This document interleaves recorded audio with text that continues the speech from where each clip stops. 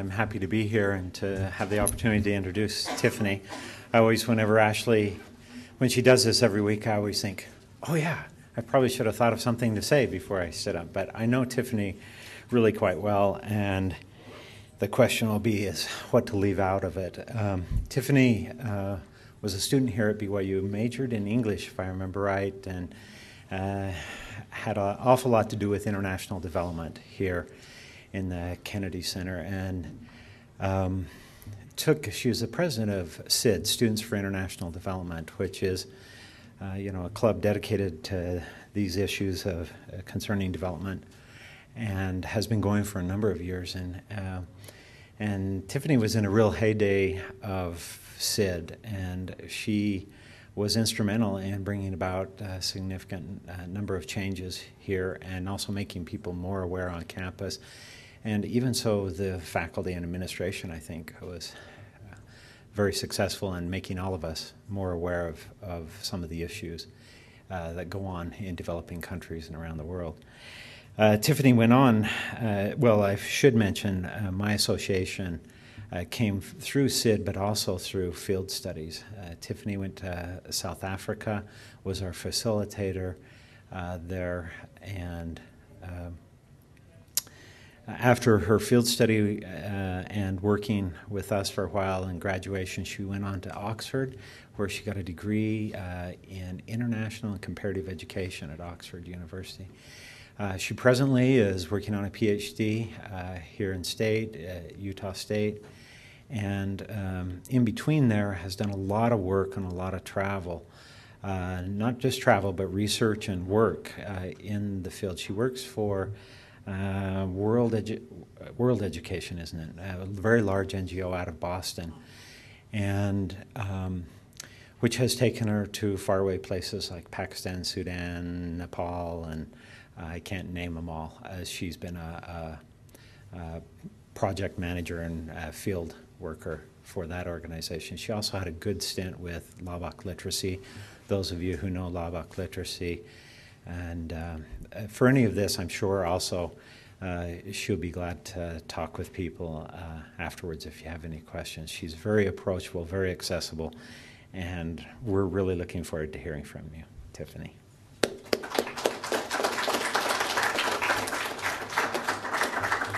Thanks very much. I'm really happy to be back here. Gosh, I have so many great feelings coming into this room. A lot of my life has been shaped here at BYU and here in this very room and in some of the other rooms. I met Dave Schuler when I was 19, and I had the Africa bug that he talks about, and I was looking around at all of these charts on the walls, and I decided that I really wanted to go to Zimbabwe. And I went into his office and I sat down, and he didn't know me, and I hadn't had any classes at all related to development. But he nurtured my concerns and my interests and said, well, why don't you go write down some of your thoughts, some of your goals, some of your career plans? And I thought, gosh, I haven't even thought about a career. I haven't thought about academic goals. I hadn't thought of anything like that. But I wrote down a bunch of stuff, and it was a really great exercise. And in the process, found out about a different program going on in Uganda. And Dave put me through the right channels, and after a rigorous kind of process, I finally got selected to go, but at the same time started considering going on a Mormon mission, and sat down with Dave, and he counseled me and said, you know what, you would probably gain a lot of really great skills on a mission that would prepare you better for a field study. So if you can be patient and consider doing that first, I would recommend that as an alternative, or as far as ordering of events, that might be better.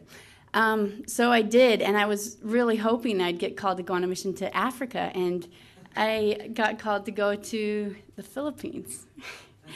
And I didn't even know where the Philippines were at the time. I knew vaguely, but I went to the Philippines, and I was fortunate to live in very, very remote and rural areas.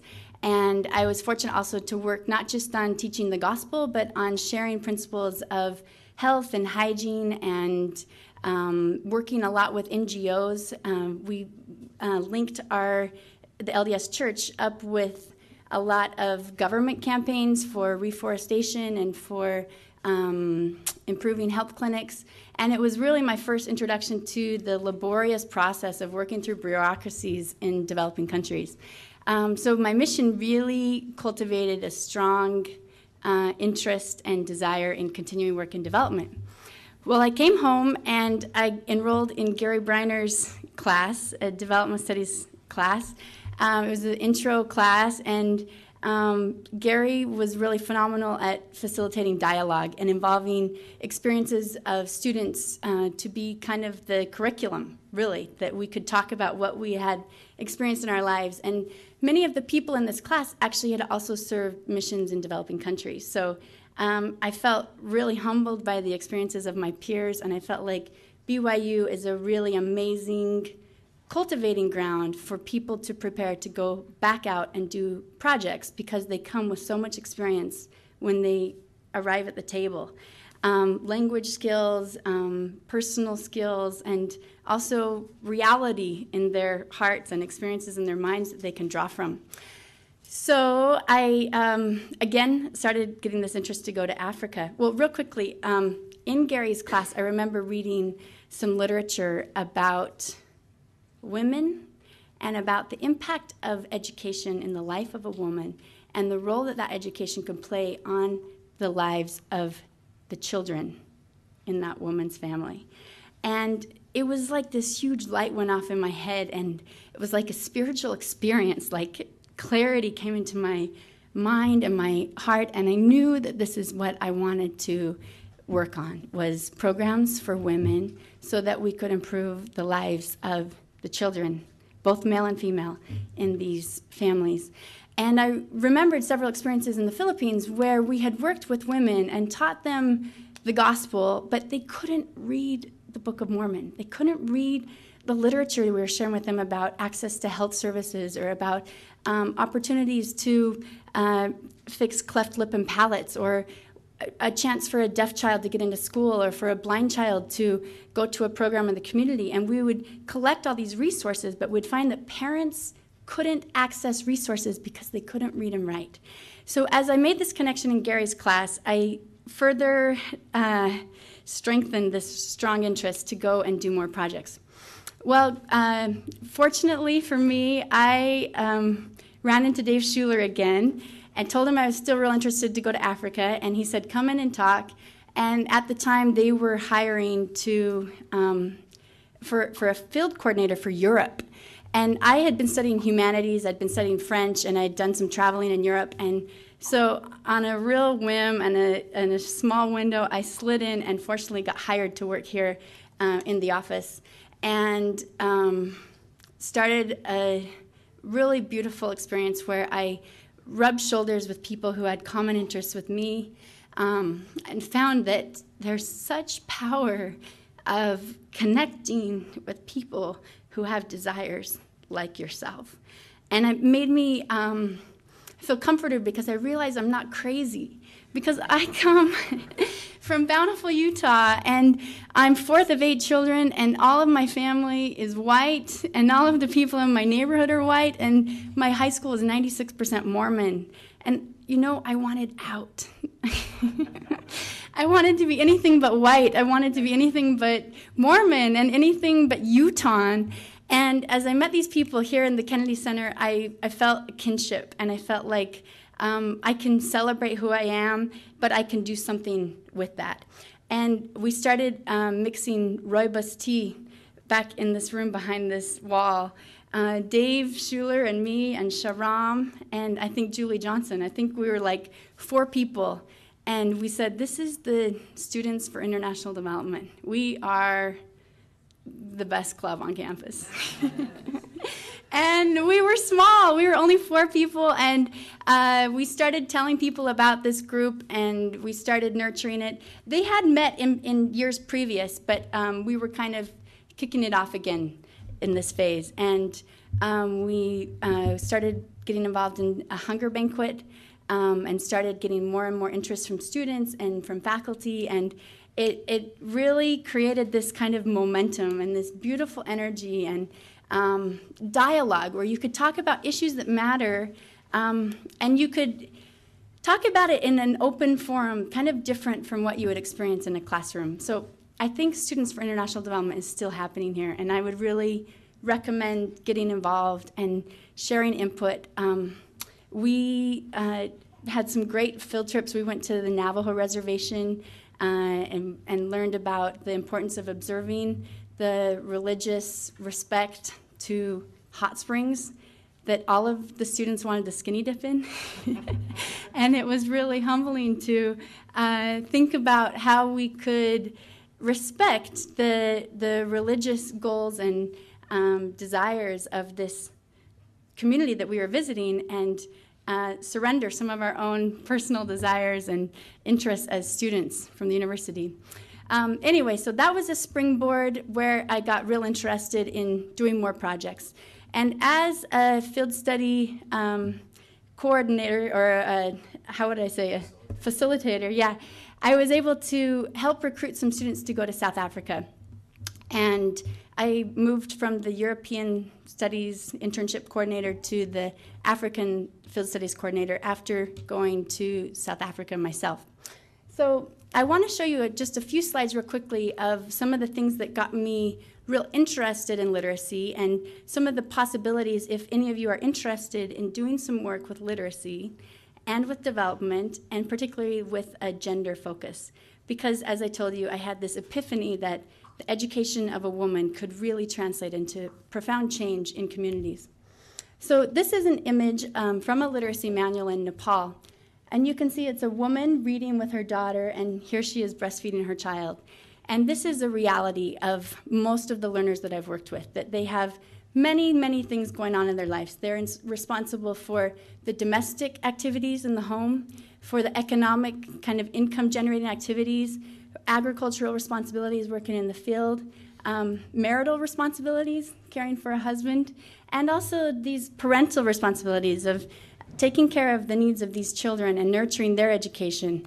So when you come into a community and you invite somebody to join a literacy class, the first question they will ask is, when?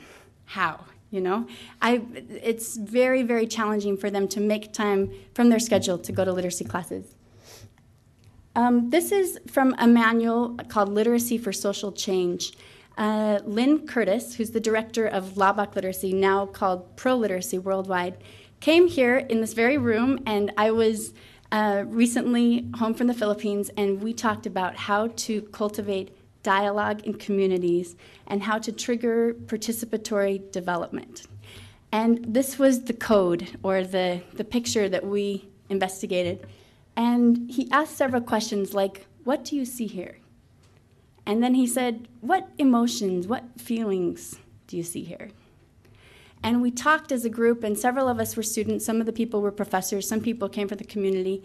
And then he led us through a process of interpreting what this experience was and how it might relate to personal experiences that we had had in our own lives. And it became very meaningful to me to consider the role of dialogue in my own life and the importance that I feel in participating in discussion groups and in issues that matter. And then the final question he asked us was, what can we do based on the knowledge of what power comes from discussing as a group? Or how can we change our lives because we know that dialogue matters? And what I realized is that he was walking me through a process of literacy for social change. This is the model that I've really embraced for doing development, that literacy is really a very holistic process. In the corner you can see there's fundamental skills, which is what most people would define literacy as, like reading and writing and problem solving and mathematics. But over here you can see that literacy is also critical thinking, that it's a process of helping people to become evaluators of their own condition and participants in their own analysis of what's happening in their lives, what's happening in their communities, and this idea of posing problems and proposing also solutions. And many times in my experience in developing countries, I found that people don't really think they can ask the question, why? Culturally or even religiously, people ascribe to the idea that that's just the way it is. when I was in the Philippines and we talked to a woman about a free service for her child to have a cleft lip healed, and we said, your baby could have a functioning mouth. He could nurse on your breast like other babies. And she said, why? And I'd never imagined that somebody wouldn't want that. And for her, she said, this is the way God made my baby. Why should I change that? And it's interesting because many people across the world do embrace this idea. And so we don't want to initiate change unless people want it. But how do you help people want it? And is it our role to help people want it? So there's a lot of ethical questions that come into it. And this is a huge part of literacy, is helping people think about their lives, and then they become the people who choose change. We're not going to be the ones who do it. They are the ones who can do it. And largely it's through dialogue and through awareness. Another part of literacy is cultural expression. So it's allowing people the chance to celebrate their culture, to celebrate music and prayer and song and dance and clothes and food. And when I was an intern, I did my first field study here at BYU, I was in a township in South Africa called Imdansani. And there are these beautiful, robust African women that would come to this literacy class. And I was so intimidated because who am I, this young Mormon white girl that grew up with so many resources, to come in there and talk to these people about how to improve their lives or about what it means to experience life fully. When all of these people came as mothers, as people with a lot of experience, they had been managing businesses or taking on their own lives, and here I come to try to teach them something.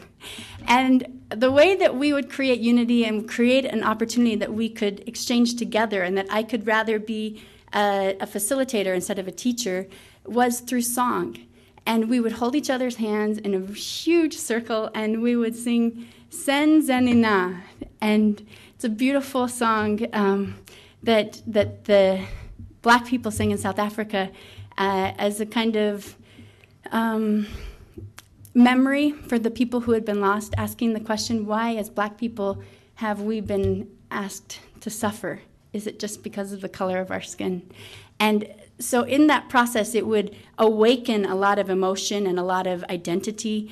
And by sharing in a song and a prayer, we would create a climate of comfort so that as we engage in literacy and learning and discussion on issues that matter, there was a strong sense of cohesiveness, and that the learners could advance a lot faster in a 2-hour block than if they hadn't had that kind of comfortable learning space.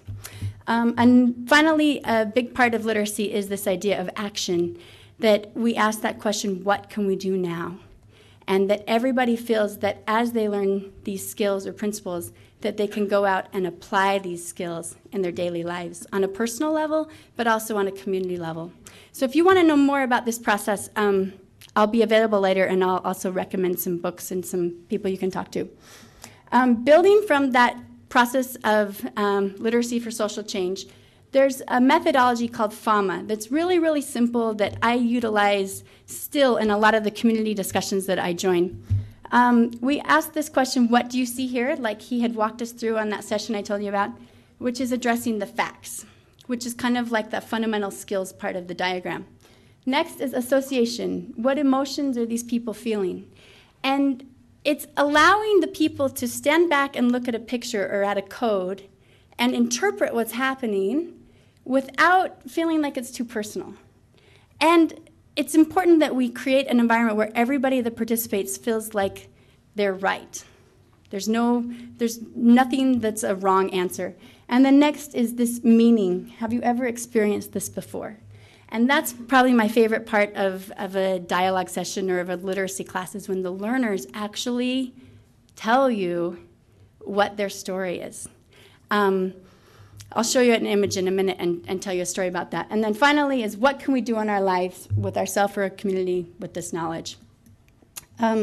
Here's an image from Haiti.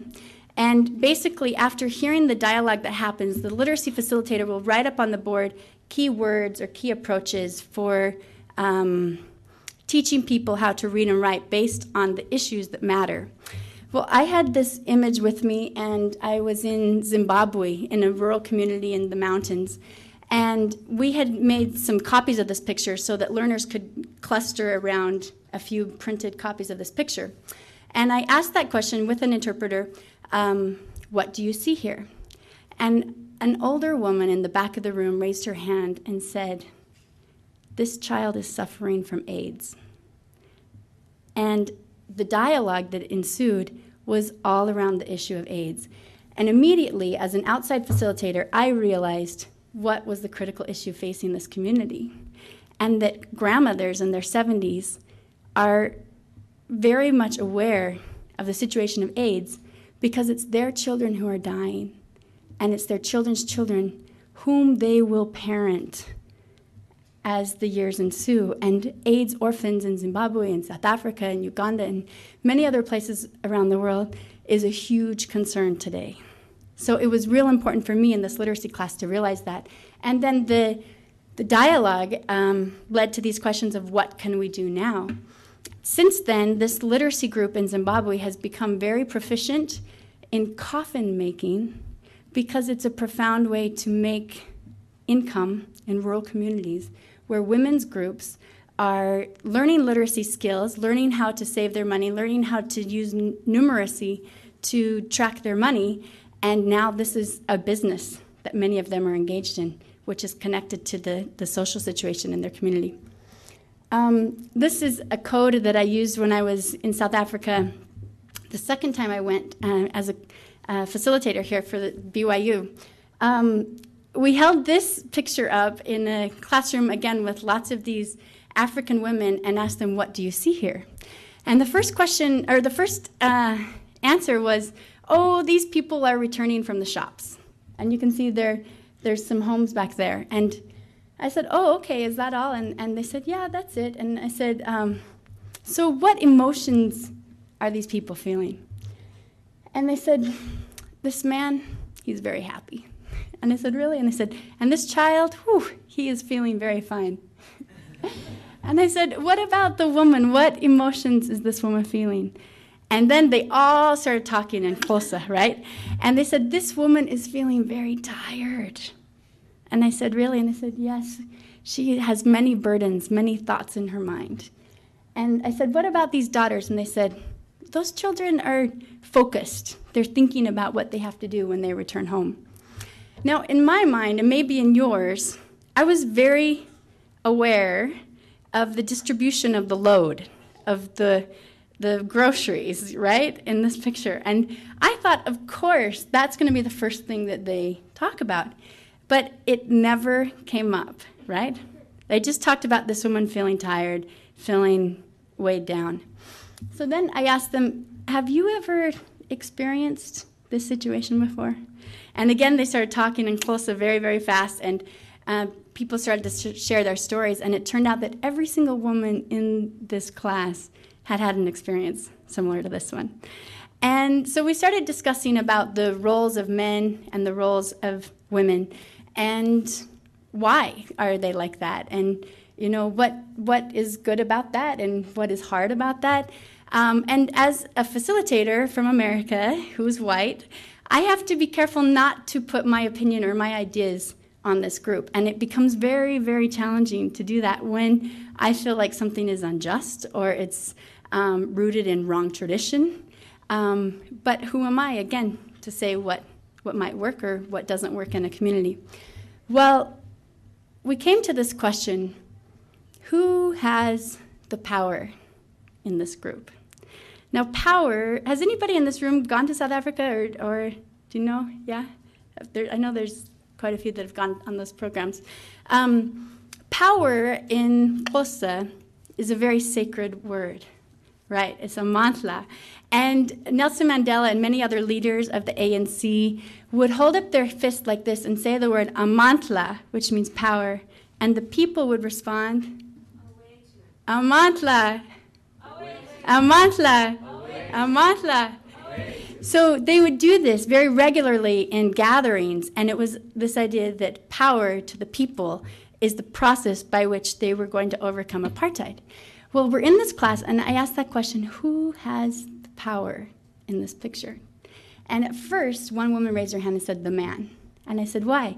And she said, because he can choose not to carry anything in his hands. So he's very powerful. And then this one woman in the back of the room started getting riled up. And she started saying stuff to people around her, and then the whole rest of the room started listening to her and to them, and they started talking. And I just kind of sat back, and then finally an interpreter started telling me what was going on. And I asked this woman in the back to raise her hand or to explain what had been happening. And she said, you know, they've misunderstood this picture. And I said, what do you mean? And she said, the person in the picture who has power is the mama. And I said, why? And she said, because she knows when she goes back to that house, if she does not prepare the food, that man will starve. And they all started talking, and they related, and they said, yes, the mama is powerful. And we had put the word amantla on the board. And it's a really great word for a literacy class because there's a lot of A's. And they learned that word A lot. And what they started saying was, amantla o mama, which means the mama is powerful. The mama has the power. And it was a beautiful experience, and we talked then in the last part of the class was, what can we do knowing that? How does it change our reality to know that we are powerful women? If you want to know more about some of those images, you can look up Pro-Literacy Worldwide, www.proliteracy.org. Lynn Curtis is someone who frequently comes here to BYU. Keep him on your radar screen. You can read about him online. These are two books where I took some of those pictures from, Literacy for Social Change and Picturing Change. I now work for World Education Incorporated. They're based in Boston. And I thought you might be interested also in some of these programs if you want to read more. GATE is the Girls Access to Education program in Nepal, where they're addressing this issue of girls who have to work in the fields and the parents never allow them to go to school. We're creating schools where these people can go early in the morning, sometimes at 5 a.m. to 7 a.m. or 6 a.m. to 8 a.m., so that the girls can go and study for a couple hours every day before going out to the fields and then taking care of the animals and taking care of the younger siblings. Options is a really amazing project combating child labor in Thailand, in Laos, in India. There's a lot of trafficking of children. We've done a lot of integrated education programs that are helping parents understand the reality of child labor and helping children think about alternatives to working by gaining skills, gaining knowledge, and then preparing for other kinds of work. SEEP, the Self-Employment Education Program. I recently visited one of these programs in Kathmandu where a lot of recovering prostitutes are entering literacy classes and learning vocational skills so that they can do alternative forms of income generation. WIL, the Women's Economic Empowerment and Literacy Program. When I worked for Labak Literacy, I also visited some of these sites in India and Nepal. It's a beautiful program that's looking at microcredit, at women's rights or human rights, at literacy, and at health. So it's a wonderful way to integrate all of these things because we recognize you cannot divorce literacy from the issues in the lives of a woman. And you can't really talk about generating income if you're not addressing literacy. And you can't improve health unless you're also helping people to sustain the mechanism that's going to allow them to live a healthy lifestyle. And then finally, the HEAL program, which is similar to the ones described. And you can email me at this address if you want to find out more, or if you would like to potentially intern for World Education, or if you'd like to visit one of our sites. We're working throughout Africa and throughout Asia. Okay, I was really interested in World Education because of what they do with girls. This is an image where they talk about the trafficking, the trading of girls, where they get lured by a trader to go work in Bombay or in Delhi or in Dubai so that they can generate some income in a carpet factory, supposedly, or another trade, and then they find out they've actually entered into the prostitution ring, and these young girls can't get out of it. We've done a lot of things that have prevented a lot of girls from being trafficked. We address issues of trust and about thinking and be careful. Consider what your actions are going to lead to. And currently I work in Pakistan. And this is a program that's funded by the United States Agency for International Development. It's a $100 million project funded by taxpayers' dollars, your dollars. And it was initiated in 2002 in response to the terrorism attacks on the World Trade Center in 2001. And it's an anti-terror campaign. Well, literacy is a very small portion of that $100 million campaign, which is to promote education reform assistance for the government of Pakistan. Now, Pakistan is a militaristic government, the Islamic Republic of Pakistan, where there's a lot of fundamentalist beliefs. And working with rural women means working with rural mullahs, religious leaders, and rural men who don't want their women to be educated. So we've had a lot of interesting challenges to initiate this project, but it's been really rewarding. We target women and girls, but it's not exclusive to women and girls. We also involve men. We find that most boys have opportunities to go to school. More likely, the boys are able to go to school. Many parents talk about educating a girl as watering somebody else's flower bed, because ultimately that girl's going to be negotiated and married off to a man, and she's going to somebody else's family anyway. So they might as well invest in their own son. Many times the mothers come with their children. They learn in groups of sisters or aunts, and many times we've had to organize the classes in their homes because we find it really hard to get permission for them to leave their homes. In other cases, we've been able to do it in flour mills, like a spare room, or maybe in a spare room of a government building. This is a quick story. Tanzila, right here, had the chance to get educated, and she's the oldest of 8 children. And her parents were really remarkable because they did, first of all, allow her to get educated, but beyond that, they allowed her to become one of the facilitators for our education program. So she was a volunteer, and we trained her for about 3 weeks, and then she helped recruit the learners in that center. And there were about 25 women that came, and Tanzila taught her mother and also her younger sister in this class. So it was a 6-month program. Well, after the 6-month program finished, many people said, well, what can we do now?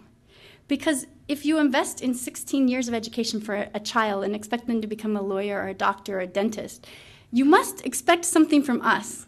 And they said 6 months is hardly any time for us to prepare to become something in the community.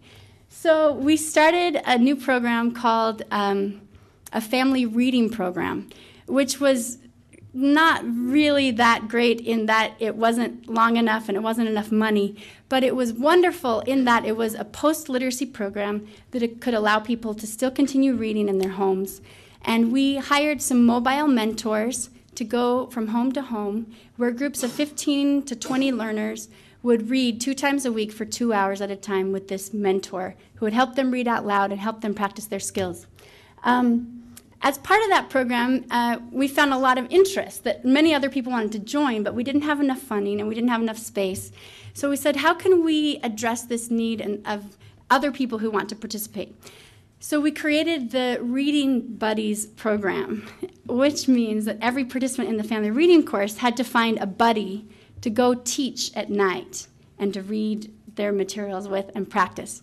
Well, Tanzila's mother chose her father, her husband, right? And it's interesting because it wasn't actually because Tanzila's mother wanted to choose him. It's because he saw her reading late at night in their bed. And at first he would make fun of her and say, oh, you're too old to read. You're too old to go to school. Who do you think you are? And then finally she realized he had interest. And one night, very humbly, he said, will you please teach me to read? And so when they started this Reading Buddies program, she chose her husband, and they worked together, and today he is literate. I went into their home, and they were so proud to tell me how literate they are, and that now, because the husband and the mother are literate, he has been able to get his driver's license. And now he's earning a lot more income because he's able to be a taxi driver. And the 7 younger siblings, now have opportunities to also go to a better school because they'll be able to pay school fees. So it's real powerful, the role of literacy. Here you can see a grandmother. She's 82 years old. She went through our program. She can read and write, very basic, but she's reading with her 7 granddaughters, which is a huge cultural shift. And you think of the generations that will be impacted because one woman is learning to read. Here's some more of the people in the program. This is a literacy resource center where we've created these rural libraries so that people can access reading materials after they finish their course. That's typically a really big challenge because people don't have books. They don't have reading materials. We were required to put sewing machines. You see this? As we held some community forums to find out about how to design these centers and how to get support from local businesses and local governments and local other leaders, they said, well, if the women are just coming there to read, there's no point. And we said, what do you mean? And they said, what's the point of having a place for people just to read? They have to learn to do something. And we said, okay, what do you recommend? And they said, they must learn to sew. So we had to budget for 2 sewing machines per site. And the truth is that those sewing machines don't get used. But the women now, if they need a justification, they can tell their husbands, well, there's sewing machines at the center. And they say, great, you should go. So you can see they're kind of in the corner. And a lot of children end up coming with their parents. The children are very thirsty to learn. A lot of the reading material is actually in a basic level, so it can actually help children as well.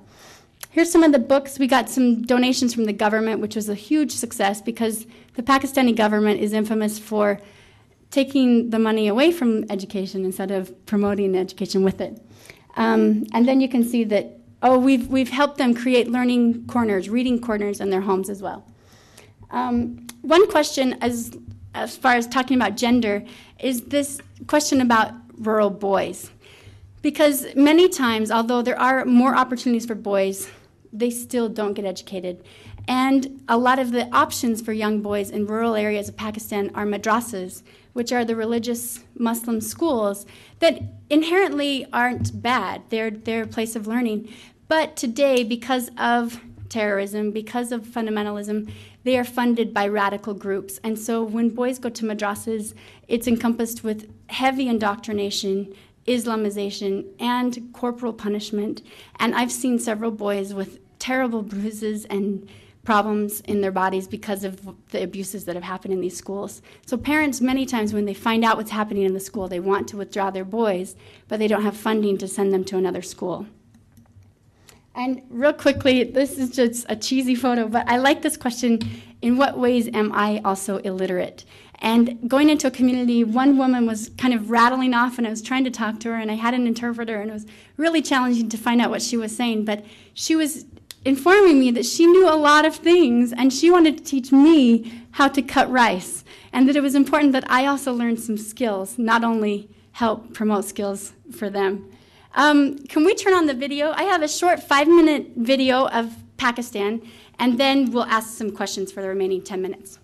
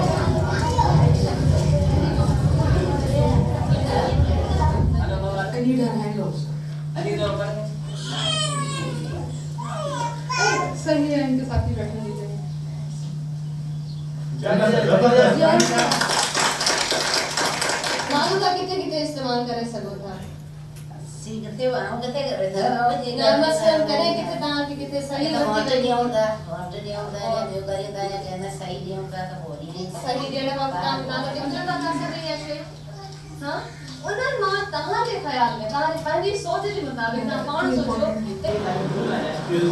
ये सब इसलिए specially तो इसलिए मैं किसी को कहूँ घर पर ले तब मैं बेटा आ जाओ आपके पास किताब है क्या है अच्छा क्या कर रहे हो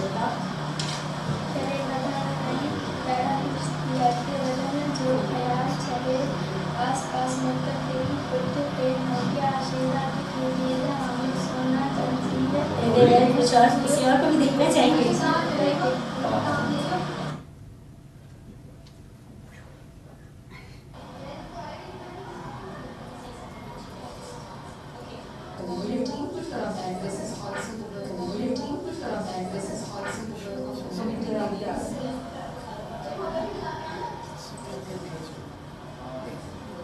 So, ये जो चीजें हैं ना ये आपको लोगों की तरफ लेके जाए आप अपने आप को खुद पॉपुलर करेंगे पहले तो हम लोकल लेवल पे देखते हैं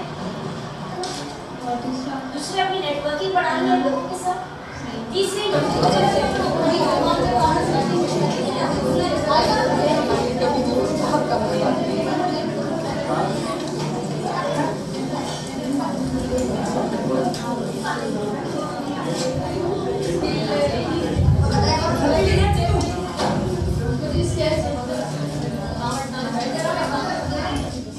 इसके जो 3-4 कलर बाबा ने उसको चला के साइड से थोड़ा सा साइड बस ये वाले पेपर गाना सा टाइम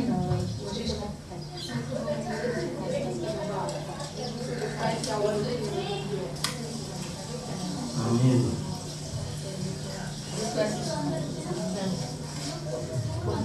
So it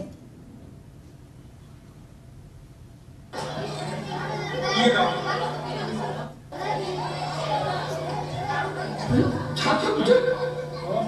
그래 차죠 चाचा दवा थी चुकी है हिन दवा जो मुद्दो ख़त्म थी चुको आहे तव्हां पंहिंजे पुट खे पंहिंजे हथनि सां ज़हर पियारे छॾियो चाचा इहा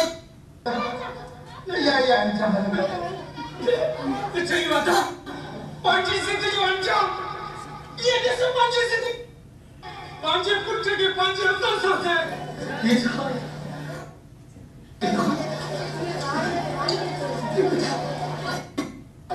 ये किताब साटन पर से पढ़ी को तक असाने जे है अरे अरे कुछ तू ठीक है कुछ हारे हारे तो सब क्या वही लोग पसीना करे मेहनत करे तबाह तो से कोई पेरेंट के सब घर पढ़ दो सजो जहान पढ़न दो अच्छा ये आपको रखा कि आप रखा हम कर पढ़ अलग त्यारन चाहे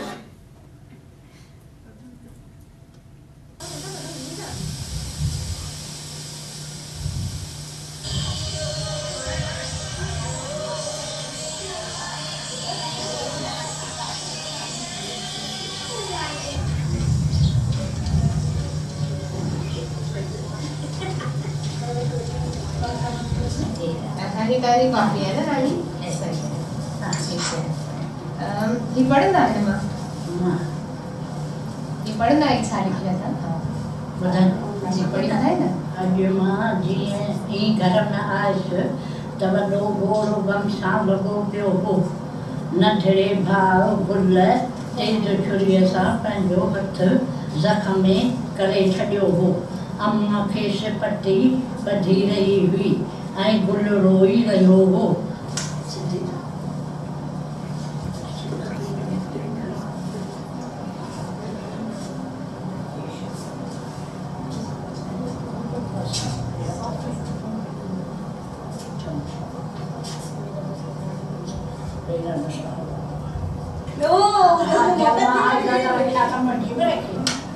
I found the Yanari, I found the Yanari.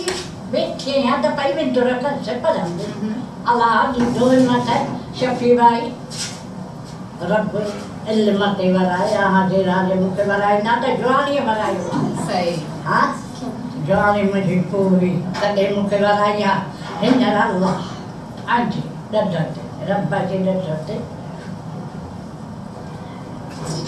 Allah, Keso Mukalama, Tamadinu. And Mukepo, Yakese, carrying you, pay behind you.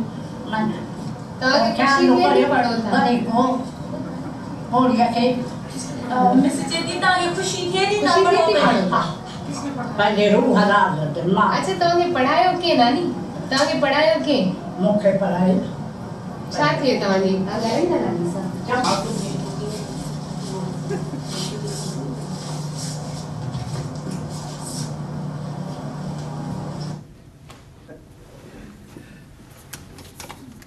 Okay, so does anybody have any questions you'd like to ask about any of these projects or anything else?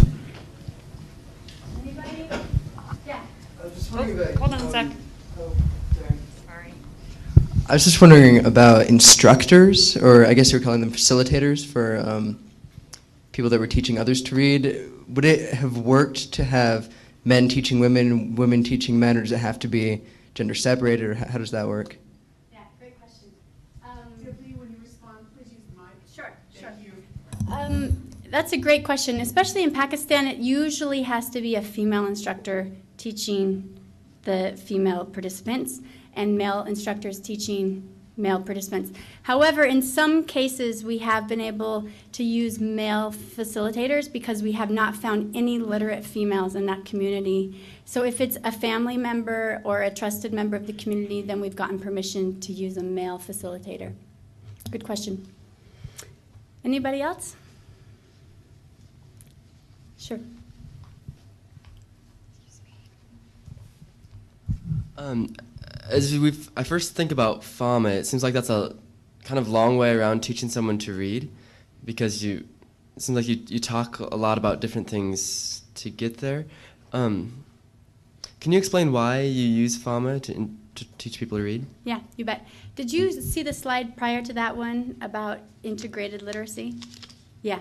Okay, so FAMA is talking about that concept, that we're not just trying to teach people how to read and write simply, but to also help them to think critically, to problem solve around issues that matter in their community, to talk about health, to talk about agricultural improvements, to talk about being a voice in their home and in their community, to participate in democracy or in community governance.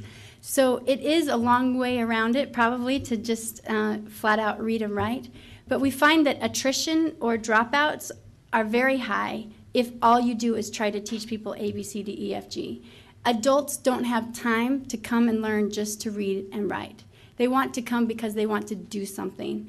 And if you can connect it to problem solving or to income generation, you'll find that more people will participate, and you'll find that it actually enables them to utilize the reading and writing skills. It will stay with them much longer after the program finishes. Good question. Yeah. When you went to like Pakistan and to Africa, how much was language a barrier to communicate? Yeah, great question. It is a barrier. I very much wish that I could speak all of the languages of the people, because even as you see what we put as a subtitle, you know she's saying something else. And I knew at the time that I was there, she probably talked for 15 or 20 minutes about Allah, because she kept on saying Allah. It's all because of Allah that she is able to read and write. And it was so spiritual, and I felt like I was losing so much through translation. But in order to work in many of these rural areas, I do have to depend on a translator. And not just me, even those I work with, because in the more rural areas, you find the local dialect dominating. So even Urdu or Arabic wouldn't be the used language, but it will be Pashto or Balochi or Sindhi, something else. So we find that we do have to use interpreters. And it's a real political thing, because if I'm there evaluating a project and the people who are hosting me provide a translator, they tell this person to only tell me the good things, right? And I got so annoyed one time. I was in Nepal, And I knew I wasn't getting the right story because I was talking, it was a male translator. He was a Brahmin, and we're working with Dalit, untouchables, who are female. And even I could tell by his attitude that he did not love these women. And finally, I protested, and I got my own translator from an independent organization. She was female, and she had done a lot of work in rural areas. And it was the best site visit I ever went to because I found out all the bad things that were happening in our program. And I want to hear that. I think we have to hear the bad if we ever want to improve. And I think feedback is a huge part of improving success. So thanks for asking. That's a great question.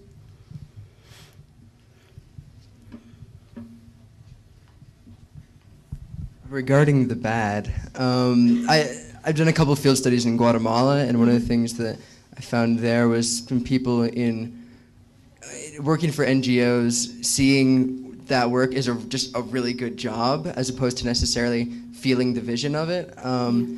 And among facilitators, clearly when you have a program with so many millions of dollars coming in, I recognize yours was not the largest part of that, but when you have so much funding, was that always a good thing, or are there any bad parts of that? Or? Great question. Yeah, there's so much corruption, and even on this project, particularly in Pakistan, I've become very disillusioned. I've wondered if I want to even be part of it, because since we have to link first and foremost with government leaders, we are feeding the people who will ultimately oppress the rural people the most. And so building capacity of rural leaders, especially government leaders, to make change is by far the biggest challenge we make. And we have to give our money through those channels to get it to the ground. So I feel like it's very limited, the amount of money that actually reaches the lower tiers. Pro-literacy in that regard is a lot more effective because they don't take money from the government. They take money from private donations, and they work with very local groups. And $5,000 through pro-literacy, I know, goes closer to the people than $5,000 through a USAID-funded project. Just one quick thing, not to really get all your ganders up, but the day before I left Pakistan 2 months ago, there were 18 brand new white Land Cruisers that had arrived in the parking lot across from our office. And I said, what in the world is this? It looked like they're opening a car lot, somebody was selling cars. And they said, no, these are all owned by our project. And I said, what? And they said, yeah, we're taking these to the rural areas for the district monitors, who are Pakistani local government officials who are going to go into the really rural areas where people are learning to evaluate. And I felt so humiliated to have to ride in one of those to the airport because it confirms everything they believe about American aid and about white people traveling in these things. And it's a huge safety threat for me as a white person, American in Pakistan already, to be in that vehicle. It was really crazy. And when we had been told that we couldn't have funding for our post-literacy project or to put more rural libraries, it really frustrated me that they could spend $50,000 or $60,000 per vehicle for 20 vehicles. Yeah, but it's also important that we don't get so disillusioned that we don't participate. And you can see in these few lives of the people in this video that change really is happening. And if we have to shake hands with certain people to get to the ground, I think it's worth it in the end.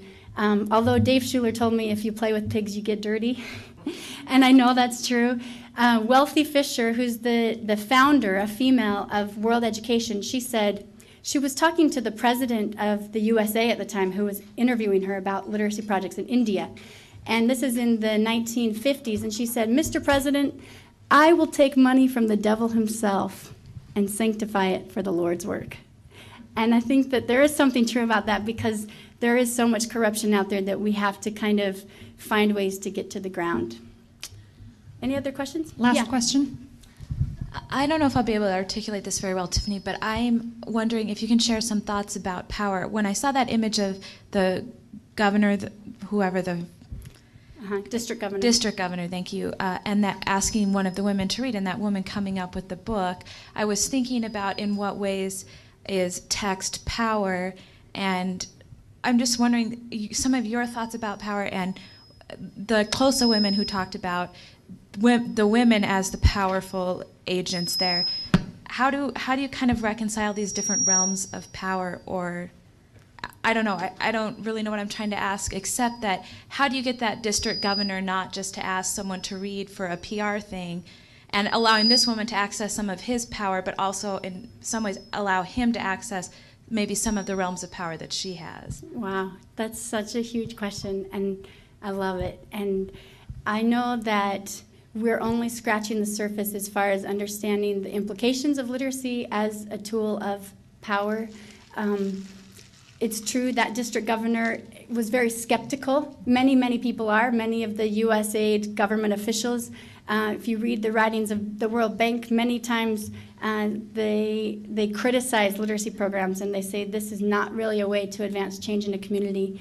And many people's perceptions of power are related to economic rights, and even the participants in our program. So addressing issues of power is still something we're looking at.